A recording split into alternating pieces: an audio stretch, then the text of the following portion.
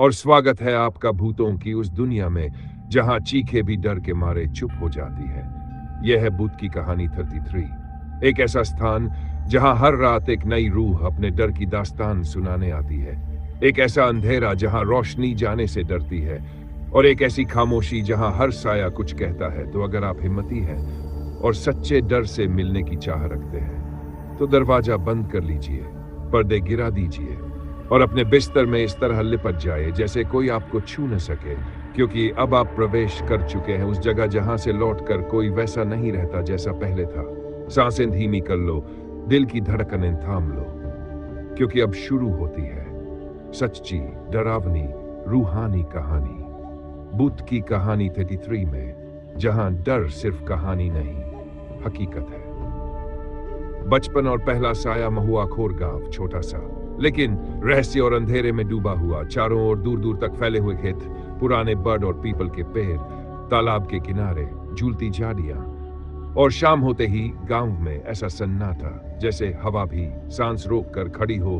गांव में मिट्टी के कच्चे घर और हर घर के आंगन में तुलसी का चौरा। लेकिन बब्बन का घर गांव के बिल्कुल किनारे, पीपल के विशाल के पास बना हुआ बब्बन, रामचरण और गोमती का बेटा, बचपन से ही अलग सा। उसकी आंखों में हमेशा एक गहरी चमक और चेहरे पर एक ऐसी गंभीरता जो उसकी उम्र के बच्चों में नहीं थी।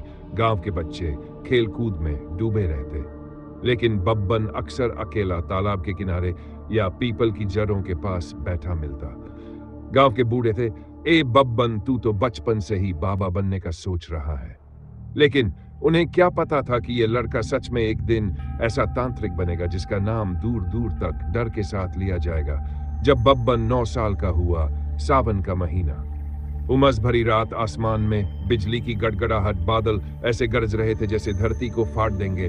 उसी रात उसके दादाजी चल बसे घर में, रोने पीटने की आवाजें। लेकिन बब्बन की निगाहें एक जगह अटक गई। उसने देखा दादाजी के सिराने से एक लंबी काली परछाई धीरे धीरे उठ रही है और दरवाजे की ओर बढ़ रही है। बब्बन जम गया, उसकी सांसें भारी हो गई। वह उस साय को तब तक देखता रहा जब तक वह अंधेरे में गायब नहीं हो गया। उस रात के बाद बब्बन और भी चुप रहने लगा, लेकिन डरने की बजाय उसके मन में सवाल उभरने लगे। ये कौन था? कहां गया? क्या ये सच में भूत है?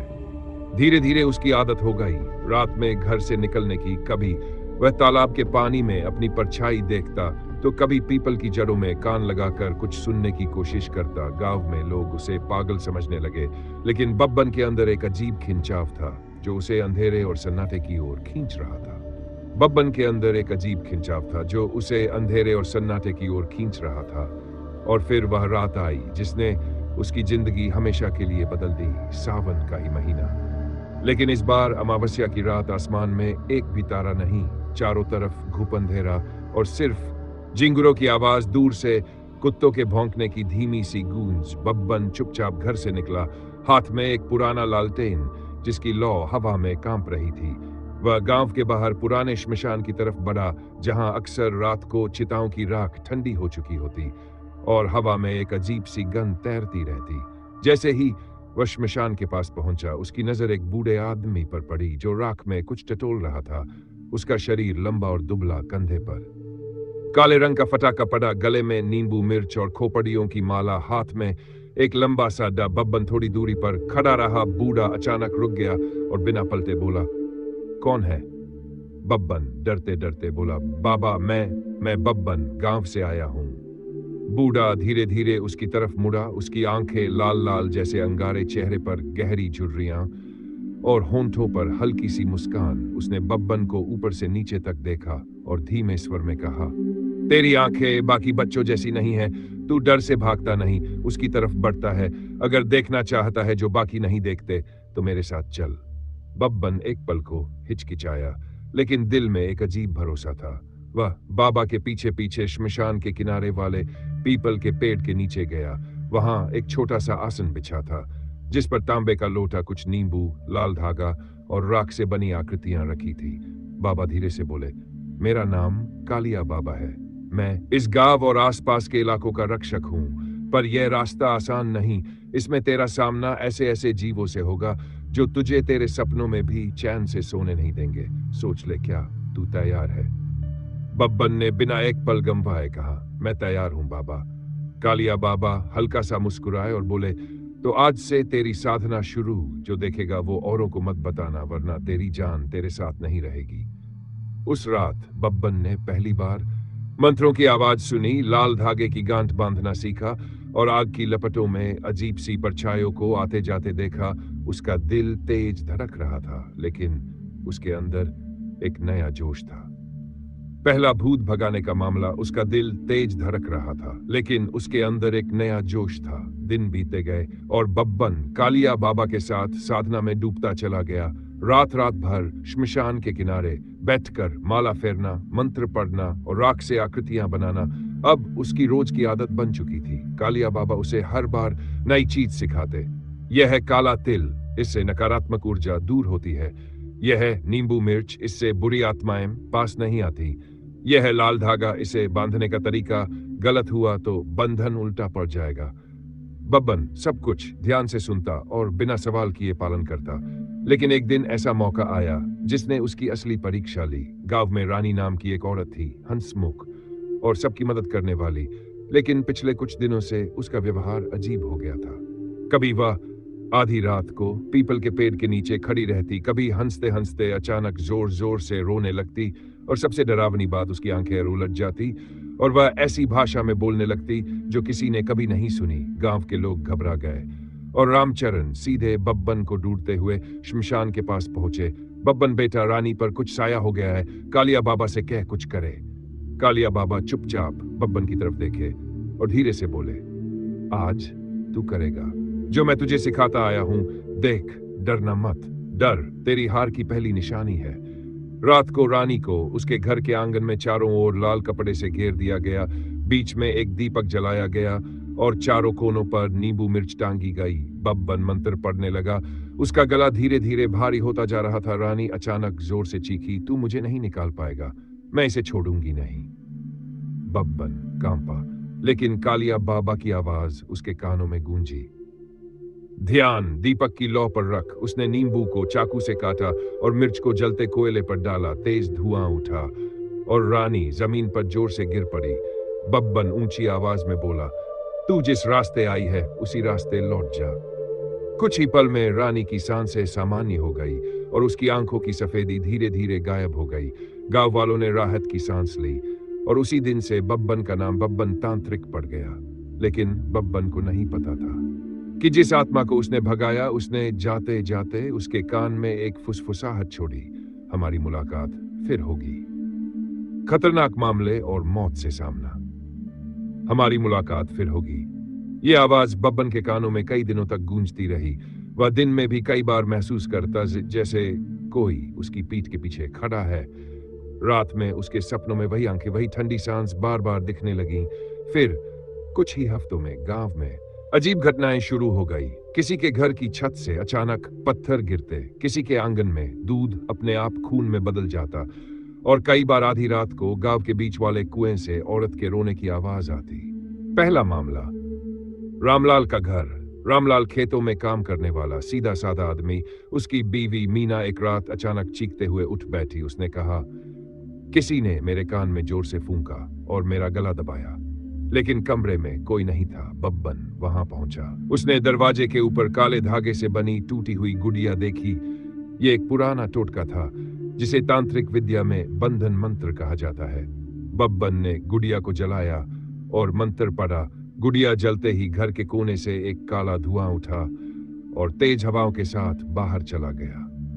दूसरा मामला, स्कूल का कमरा नंबर 4। गांव के स्कूल में एक कमरा था जिसे पिछले 10 साल से बंद रखा गया था।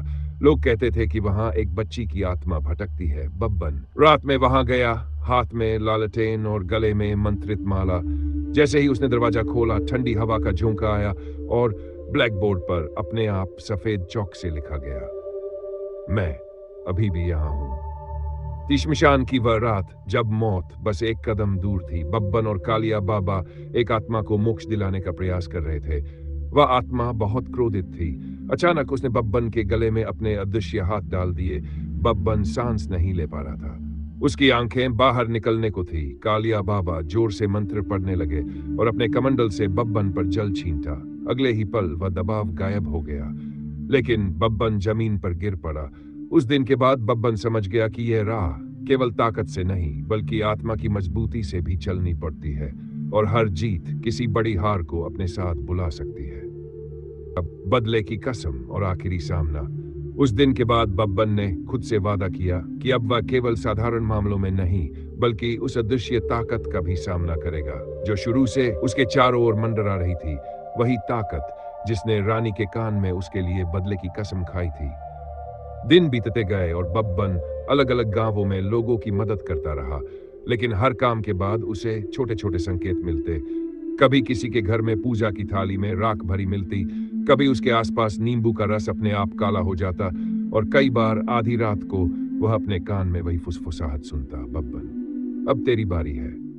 फिर एक अमावस्या की रात जब हवा भी सन्नाटे से भारी थी, गांव के बीच में पुराने कुएं से अचानक जोर जोर से औरत के हंसने की आवाज आने लगी।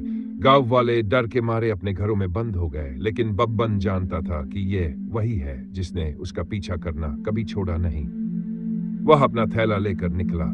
थैले में लाल कपड़ा, तांबे का लोटा, नींबू, मिर्च, चाकू और कालिया बाबा द्वारा दिया गया एक खास ताबीज था। कुएं के पास पहुंचते ही ठंडी हवा ने उसकी हड्डियों तक को जमा दिया, और वहां पानी की जगह एक काले धुएं का भंवर घूम रहा था। अचानक धुएं से एक लंबा दुबला पतला साया निकला। चेहरा इंसान का नहीं, आंखें बिना पलक झपकाए लाल चमक रहीं। आवाज आई, तूने मुझे मेरे ठिकाने से निकाला, अब मैं तेरा ठिकाना यहीं बनाऊंगी। बब्बन मंत्र पढ़ने लगा। उसने तांबे के लोटे में गंगा जल डाला और नींबू काटकर उसमें मिर्च डाली। जैसे ही उसने पहला मंत्र खत्म किया, हवा और तेज हो गई। कुएं के चारों ओर पीपल के पत्ते बवंडर की तरह उड़ने लगे। भूत चीखा, मंत्र से मुझे नहीं रोका जा सकता, और अगले ही पल उसने बब्बन को हवाओं में उठा लिया। बब्बन के पैरों के नीचे जमीन नहीं थी, उसकी सांस रुकने लगी। लेकिन उसने याद किया कालिया बाबा का वह आखिरी पाठ, जब कोई आत्मा तुझसे सीधे भिड़े तो उसकी आंखों में देख, उसका डर उसकी कमजोरी है। बब्बन ने अपनी आखिरी ताकत जुटाई और उस भूत की आंखों में सीधे देखा, फिर जोर से बोला, तेरी जगह यहां नहीं, ऊपर है, जा और शांति पा। उसने ताबीज को अपने खून से छुआ और भूत के सीने पर जोर से चिपका दिया। एक पल में इतना तेज प्रकाश हुआ कि आंखें बंद करनी पड़ी।